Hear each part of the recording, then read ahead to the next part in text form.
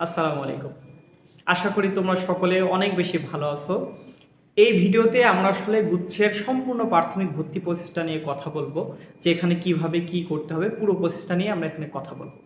প্রথমত হচ্ছে তোমরা যারা অলরেডি সাবজেক্ট পেয়েছো কোনো না কোনো ইউনিভার্সিটিতে, তোমাদেরকে অবশ্যই ভর্তি হতে হবে, এটা বাধ্যতামূলক। তোমরা যদি ভর্তি না হও তাহলে গুচ্ছ সিস্টেম থেকে তোমরা টোটালি বাদ পড়ে দেবে, অর্থাৎ গুচ্ছের কোনো ইউনিভার্সিটিতে তোমরা আর ভর্তি হতে পারবে না।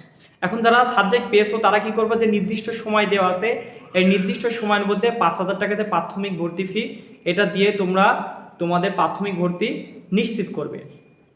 এবং যে নির্দিষ্ট সময় দেওয়া আছে মূল কাগজপত্র জমা দেওয়ার, গুচ্ছভুক্ত যে কোনো একটি বিশ্ববিদ্যালয় যেখানে তোমার সুবিধা মনে হয় সেখানে এসএসসি এবং এসএসসি পরীক্ষার মূল মার্কশিট, তুমি যে 5,000 টাকা পেমেন্ট করছো সেই পেমেন্টের পে স্লিপ, এবং হচ্ছে গুচ্ছের যে অ্যাডমিট কার্ড, এই অ্যাডমিট কার্ড তোমাকে জমা দিতে হবে। অ্যাডমিট কার্ডটা ম্যান্ডেটরি না, তবে স্লিপ এবং এসএসসি এবং এসএসসি পরীক্ষার মার্কশিট এটা তোমাকে অবশ্যই দিতে হবে। এই মূলত দুইটা কাজ। আরেকটা কাজ সেটা হচ্ছে মাইগ্রেশন। মাইগ্রেশন ব্যাপার হচ্ছে তোমার যে ইউনিভার্সিটিতে যে সাবজেক্টে তোমার চান্স হয়েছে বা প্রথমে এটা পেয়েছো, তুমি যদি ওই সাবজেক্টে ওই ইউনিভার্সিটিতে পড়তে চাও তাহলে তুমি স্টপ অল মাইগ্রেশন করে দিতে পারো।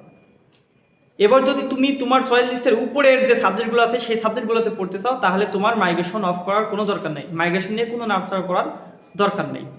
এবার আসি, তুমি যে ইউনিভার্সিটিতে চান্স পেয়েছো ওই ইউনিভার্সিটিরই কিছু সাবজেক্ট তোমার চয়েস লিস্টের উপরের দিকে আছে, তুমি অন্য কোনো ইউনিভার্সিটিতে পড়তে চাও না, কিন্তু তুমি অলরেডি যে ইউনিভার্সিটিতে একটা সাবজেক্ট পেয়েছো ওই ইউনিভার্সিটির বাদবাকি যে সাবজেক্টগুলো তোমার চয়েস লিস্টের উপরের দিকে আছে ওই সাবজেক্টগুলোতে তুমি আসলে পড়তে আগ্রহী।